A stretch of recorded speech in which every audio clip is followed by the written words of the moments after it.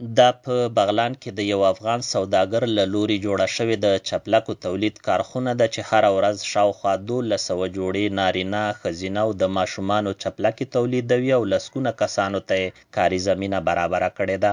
د فابریکې مسؤلین وایي تولیدات شمالي ولایتونو ترڅنګ په غزني، کندهار او نورو ولایتونو کې هم غوښتونکي لري او په وینا یې که حکومت نور ملاتړ وکړي خپل فعالیت به پراخ کړي. دوی وایي پخوا یې خام مواد له پاکستان خو اوس له ایرانه واردوي. 4-5 قسمه سپلې جوړو لکه بچګانه دي، مردانه دي، زنانه دي، دخترانه دي او ډیزاینونه قسمه دي. تقریبا 15 ډیزاین لرو او دلته چې دی لکه کندوز شمال طرف ته ولایتونه چې دي دغه ټولو ته موږ خپل تولیدات رسولي دي او غزني، کندهار.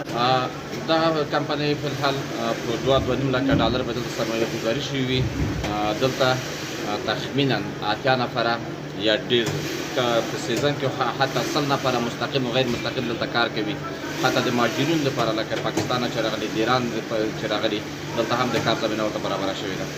دغه فابریکه کې په کار بوخت کسان چې پخوا یې ګاونډیو هیوادونو کې کار کړی وایي ما دا کسب پاکستان کې زده کړی او دا 2 کاله کې دلته راغلي خپل وطن ته خدمت کوو.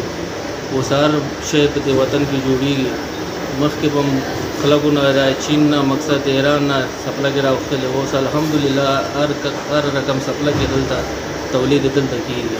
موږ د ایران او ترکیې د دې خوا نه خلاص موږ خپله د لیک د هغه بغلان کار کوو، نور تجاران څنګه خواص کوو. منه دا رقم فابریکې فعاله کړي او دا رقم د افغانان د ایران د ترکیې د هغه د فابریکې د فعاله کړي چې کار وکړي. د بغلان صنعت او سوداګرۍ چارو مسؤلین بیا د هیواد دننه د هر ډول تولیدي کارخونو فعالیت د کورني صنعت پرمختګ او د ځان بساینې پر لور ګام بولي.